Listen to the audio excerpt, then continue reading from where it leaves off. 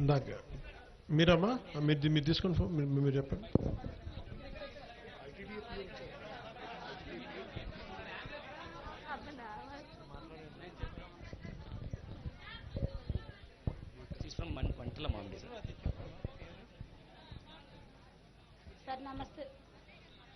Sir నమస్తే CM గారు. మాది అల్లూరు సీతారామరాజు జిల్లా. మైక్ దగ్గర పెట్టుకుంటామా. నమస్తే డిప్యూటీ సీఎం గారు. ఇక్కడ చేసిన అధికారులందరికీ మా యొక్క ధన్యవాదాలయ్యా. మాది అల్లూరు సీతారామరాజు జిల్లా పాడేరు మండలం వంటలమాడు పంచాయతీ నుండి వచ్చామయ్యా. ఉదయం 5 గంటలకు వచ్చాము. మా ఊర్లో మాకు ఎకరం 72 సెంట్లు ఉందయ్యా. ఎకరం 72 సెంట్లలోని మాకు ఉత్తరం వైపు గ్రామకంఠం వస్తుందయ్యా. గ్రామకంఠం నెంబర్ ఏమో అధికారపూర్వకంగా పట్టాస్ వేసి ఇచ్చేసారు సార్. మాజీ సర్పంచ్ గారికి అరకు రమణ గారికి పట్టాస్ వేసి ఇచ్చేసి ఆ భూమినేమో కబ్జా చేసిన అతను ఆ భూమి దగ్గరది మా దగ్గర చూపిస్తున్నారు సార్ గ్రామకంఠం అనేసి. 2 భాగాలుగా చేసి ఒక భాగం అధికారపూర్వకంగా కబ్జా చేసి ఇక్కడ గ్రామకంఠం ఉందనేసి ఎంఆర్ఓ గారు సెక్రటరీ గారు విఆర్ఓ గారు వీళ్ళందరూ మా మీదకి చూపిస్తున్నారు సార్. ఎటువంటి సర్వే రిపోర్ట్ లేకుండానే గ్రామ తీర్మానం చేస్తున్నారు సెక్రటరీ గారు. అలాగే పంచాయతీ నాయకులు ముందుగుంటానే గ్రామ తీర్మానం చేస్తున్నారు సార్. సమాచార హక్కు చట్టము అది సార్ మీ దగ్గర నుండే వచ్చింది సార్. అది ఆ రిపోర్టు గ్రామకంఠం అని వచ్చింది, కానీ దాన్ని తప్పు పడుతున్నారు సార్ ఎంఆర్ఓ గారు. మరి మాకు పోలీసులతోటి చాలా దాడి చేయించారు సార్. నైటే మాకు 20 మంది పోలీసులతోటి సీఏ గారు వచ్చి మాకు అడ్డుకొని మా ల్యాండ్లోకి వెళ్ళనివ్వకంట నైట్ జేసీపీ తోటి గోతులు తవ్వించారు సార్. మరి మేము మాకు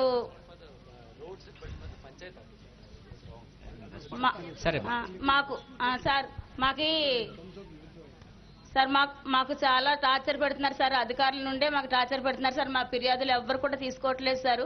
నిన్న సొందనకి వెళ్ళాను సార్ ఫిర్యాదు ఇద్దామని. వెళ్తే ఎంఆర్ఓ గారి మీద ఫిర్యాదు ఇద్దామనేసి వెళ్తే అధికారుల మీద ఫిర్యాదులు మేము తీసుకోము, ఇక్కడ మాకు టైప్ చేయొద్దని చెప్పారు సార్ అనేసి అన్నారు సార్. మరి అధికారుల మీద ఫిర్యాదు పెట్టేటప్పుడు మరి మేము ఎవరికి ఇవ్వాలి సార్ ఫిర్యాదు? మీకే ఇవ్వాలి సార్. సరేమా, ఓకే. లేదు సార్, మాకు ఇంకా ఉంది సార్. మాకు 2 మగ పిల్లలు ఉన్నారు సార్. వాళ్ళ అమ్మ నాన్న చనిపోయారు. లేదమ్మా, మీరు చెప్పిన విషయాల గురించి ఇప్పుడే గౌరవ ఉప ముఖ్యమంత్రి వారు కూడా చాలా క్లియర్గా మాట్లాడడం జరిగింది. ఇప్పుడు నేను కూడా నా అధికారులతో చర్చ చేసినప్పుడు ఇప్పుడు అధికారులు ఎవరు పట్టించుకోలేదన్నారు కదా. దీనికి సర్వేకి ఇప్పుడు జిల్లాలో ఉంటున్న సర్వేకి టాప్ అధికారి ఏడీ సర్వే. మీ పొలంకి ఏడీ సర్వే గారు వచ్చారా? సర్వే చేశారా? మామూలుగా మనం విలేజ్ సర్వే చేయకుండా మీకు ఎందుకు ఏడీ సర్వే గారు పంపించామంటే మీకు న్యాయం జరగాలి, కింద ఉంటున్న అధికారులు మీ మీద ఏదైనా హెరాస్ చేస్తున్నారా లేదా అని కోసమే టాప్లో ఉంటున్న ఏడీ సర్వే గారు డిఐఓ అందరినీ పంపించడం జరిగింది. పంపించేసి వాళ్ళు సర్వే రిపోర్టు నేనే స్వయంగా అప్పుడు చూడడం జరిగింది. ఇప్పుడు మీకు మీరు పెట్టిన 28/1 అదే కదా మీ సర్వే నెంబర్ మీరు అడుగుతున్నది. మీరు మీ పట్టాలో ఉన్నది 28/1లో మీరు చెప్పిన 1 ఎకరా 72 సెంట్లు ఉన్నాయి. సరే, గ్రామకంఠం అది. సో మీరు గ్రామకంఠంని అంటే మీరు మీ దానికి ఆనుకుండా ఉన్న ప్రైవేట్ ల్యాండ్లు 2 కూడా కొలవడం జరిగింది, అంతే కదా? జరిగి దాంట్లో డిమార్కేషన్ రిపోర్టులో ఇప్పుడు నాట్ ఓన్లీ బల్లే సర్వేర్ మాత్రమే కాదు, ఏడీ సర్వేర్ గారు కూడా వాళ్ళు ఏం కన్ఫర్మ్ చేస్తున్నారంటే ఇది గ్రామకంఠమే అని కన్ఫర్మ్ చేస్తారు. అంటే మనకు ఉంటున్న రెవెన్యూ రికార్డ్స్లో ఏముంటాయో అది ఫీల్డ్లో వెళ్ళి కొలవడమే మన సర్వే రిపోర్ట్ అంటున్నాం. సో అది మన సర్వే రిపోర్టు ప్రకారము అది గ్రామకంఠంని వాళ్ళు మనకి రిపోర్ట్ చేయడం జరిగింది. అన్ని అధికారులు కూడా ఇవ్వడం జరిగింది సార్. మీకు ఫిర్యాదు చేశాను సార్. ఫిర్యాదు చేస్తే మాకు 4 దిక్కులు కరెక్ట్ గా నోటీసులతోటి ఇవ్వండి సార్ అనేసి అన్నాం. అంటే వీళ్ళు ఎటువంటి నోటీసులు జారీ చేయకంటానా దౌర్జన్యంగా ల్యాండ్ లోకి వచ్చి హెరాస్మెంట్ చేశారు సార్. హెరాస్మెంట్ చేశారు సార్.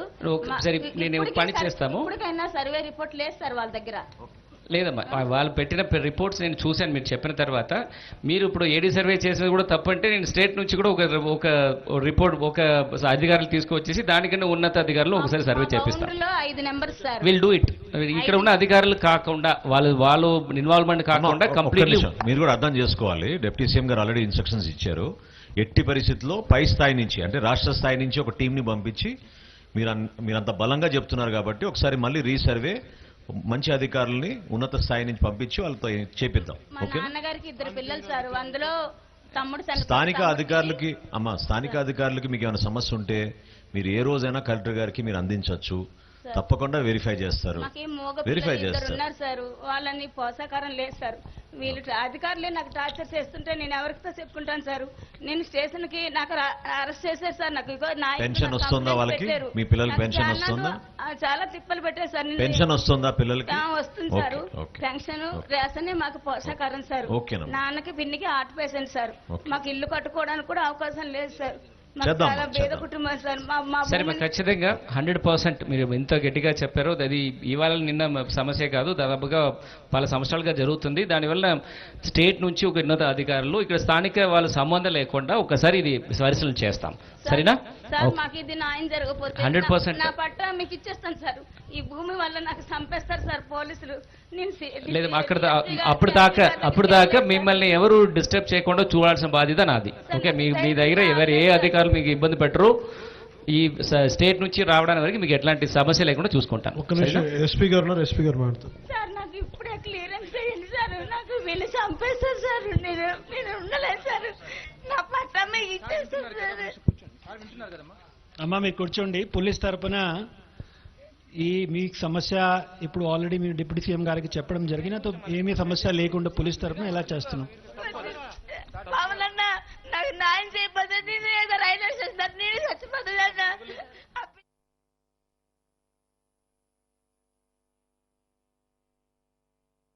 ఉండండి అమ్మా, కూర్చోబెట్టండి, కూర్చో అమ్మా. ఇందాక వినండి, ఒక్క నిమిషం ఉండండి.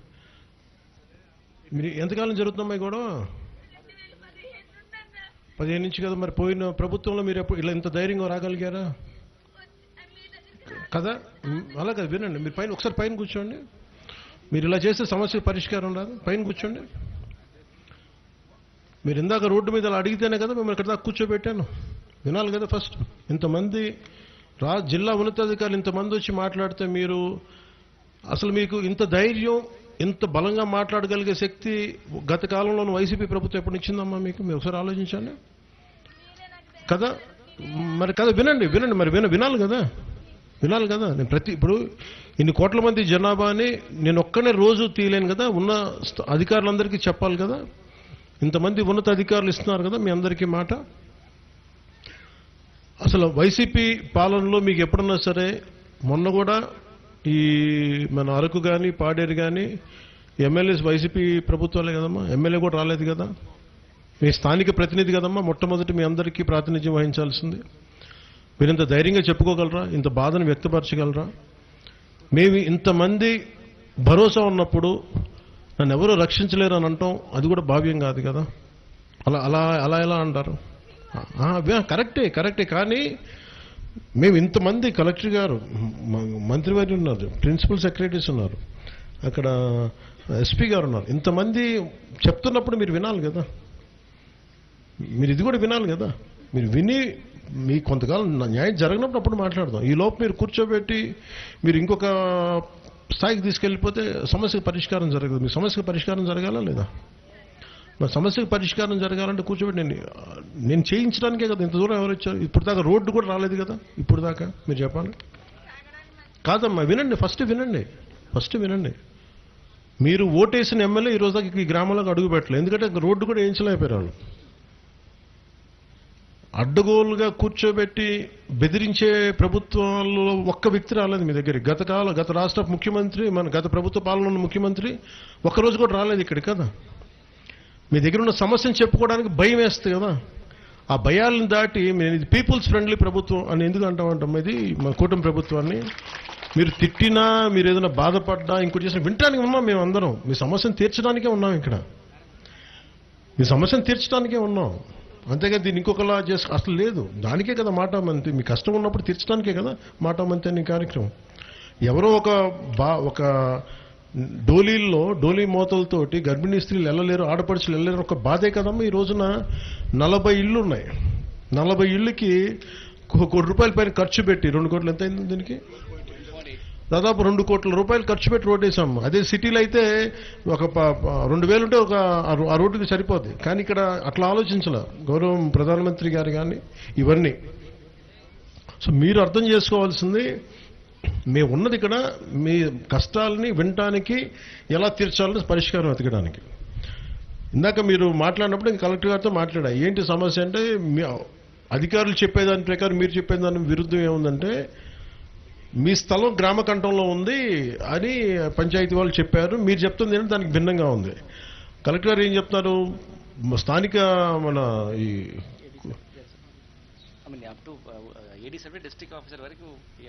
సర్వే వాళ్ళు స్థానికంగా ఉండేవాళ్ళు కాకుండా డిస్ట్రిక్ట్ స్థాయి అధికారులు కూడా పంపించాం, మీకు అది కూడా తృప్తి లేదన్నారు. కాబట్టి ఇప్పుడు స్టేట్ నుంచి పంపిస్తాం. ఇంతమంది మా మంత్రి గారు కూడా ఉన్నారు కదా, నేనున్నాను కదా, మేము అందరం చెప్తున్నాం కదా, వినండి. మీరు వినకపోతే ఎట్లా, మీ వాదన మీద ఉంటే ఎట్లా? ఇంత మాట్లాడుతున్నప్పుడు వినాలి కదా, ఒక అవకాశం ఇవ్వాలి కదా. గత ప్రభుత్వంలో ఉన్న వ్యక్తులు మీ మాట వినటానికి అసలు లేరు, ఇప్పుడు వింటున్నప్పుడు కనీసం మాకు ఒక అవకాశం ఇవ్వాలి కదా. మాకు అవకాశం ఇస్తే కదా నేను చేయగలం. మీరు వినండి, దయచేసి వినండి. ఎందుకంటే పారిపోవడానికి ఇక్కడ ఏం లేం కదా. నాకు 19లోనూ 18లోనూ ఓట్లు ఇస్తే కాదు కదా నేను వచ్చింది, నాకు ఇష్టపడే కదా. మీరు అందరూ నన్ను నలిగిపోతున్నారు, కష్టపడుతున్నారనే కదా. కష్టపడే ప్రభుత్వానికి మీరు కొంచెం భరోసా వేసి కొంచెం ఎక్కువ కష్టపడతాం. బ్లేమ్ చేసి మిమ్మల్ని ఇబ్బంది పెడితే అది కాదు కదా. అందుకని వినండి. ఫస్ట్ మీకు 2 బిడ్డలని చెప్పారు, మీ 2 బిడ్డలకి ఏం చేయగలరు కూర్చొని మాట్లాడతారు మన వాళ్ళు. మీ దగ్గరికి వచ్చి మీకు ఏమేమి ఇబ్బందులు ఉన్నాయి, మీకు ఏదైనా ఆదాయం వచ్చే మార్గాలు ఏమైనా ఉన్నాయా, అలాగే మీకు ఏదైనా ఇల్లు ఏదైనా ఉంటుందంటే కలెక్టర్ గారితో మాట్లాడతాం ఇవన్నీ. అందుకని నేను ఇప్పుడున్నా సరే నన్ను ఎవరు వచ్చి మీరు ఎంతమంది ఉన్నారు ఈ రోజున, ఎంతమంది వచ్చి నన్ను రోడ్లు అడిగారు చెప్పండి? ఎవరు వచ్చి నన్ను అడగలా.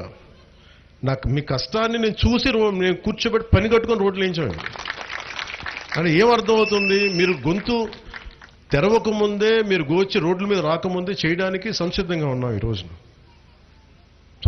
ఈ రోజున. అందుకని ముందు ఇది ఇందాక మిమ్మల్ని కూడా ఆపుతారంటే ధైర్యంగా రమ్మని చెప్పాను. మీరు ధైర్యంగా మాట్లాడండి, బాధ చెప్పండి, కానీ మా బాధను కూడా అర్థం చేసుకోండి. సమస్యను వినడానికి, పరిష్కరించడానికే ఉన్నా. అదే మీకు